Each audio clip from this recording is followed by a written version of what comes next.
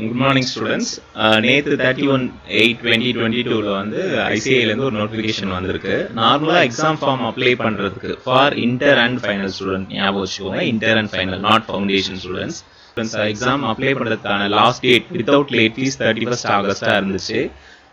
With late fees வந்து 7th செப்டம்பராக இருந்துச்சு.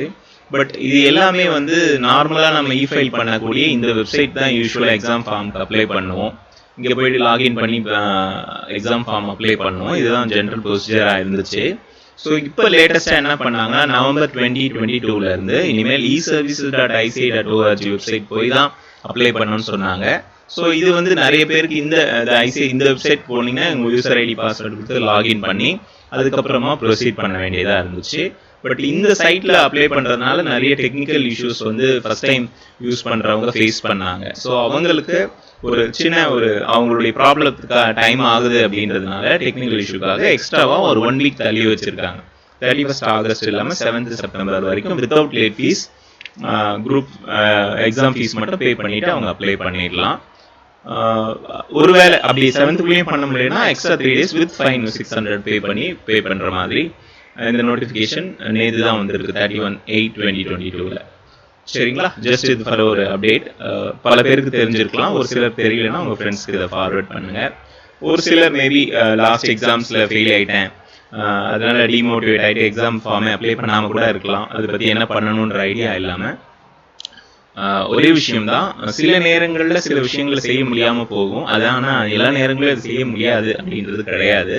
Maybe நீங்கள் ஒரு 70% தரவாக இருப்பீங்க, ஒரு 30% தரவாகிறதுனால நீங்கள் ஃபெயில் ஆகிறதுக்கு காரணமாக இருக்கும்.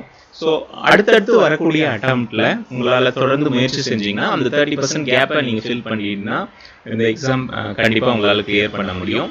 நீங்கள் எங்கே படித்தாலும் திரும்ப ஆல்ரெடி நீங்கள் படிச்சிருப்பீங்க, அந்த 30-40% தான் ஒரு கேப் இருக்கும். அதை இந்த 2 months கூட நீங்கள் பிளான் பண்ணிங்கன்னா you can clear your CA inter or final exam.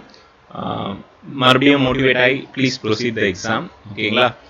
But ஒரே ஒரு விஷயம் என்னன்னா, ஒருவேளை நீங்கள் வேலைக்கு போகிறவங்களா இருக்கீங்க, லீவ் எடுக்க முடியாதுன்னா அட்லீஸ்ட் ஒரு ட்ரை கொடுங்க.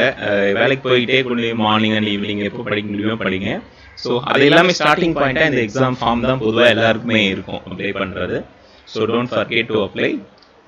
Try your level best. நிச்சயம் உங்களுடைய முயற்சிக்கு கண்டிப்பாக ஒரு வெற்றி கிடைக்கும். ஓகே, ஒன் மோர் திங், இது வந்து சிஏ இன்டர் ஃபைனல்னு சொல்லிட்டேன். ஃபவுண்டேஷன் ஸ்டூடெண்ட்ஸ் நிறைய பேர் கேட்குறாங்க, எக்ஸாம் ஃபார்ம் வந்து எங்களுக்கும் 31st ஆகஸ்டோட முடியுதா அப்படின்ட்டு. உங்களுக்கு இன்னும் அனௌன்ஸ்மெண்ட்டே வரல. செப்டம்பர் 1 தான் உங்களுக்கு அனௌன்ஸ்மெண்ட் வரும்னு சொல்லியிருக்காங்க.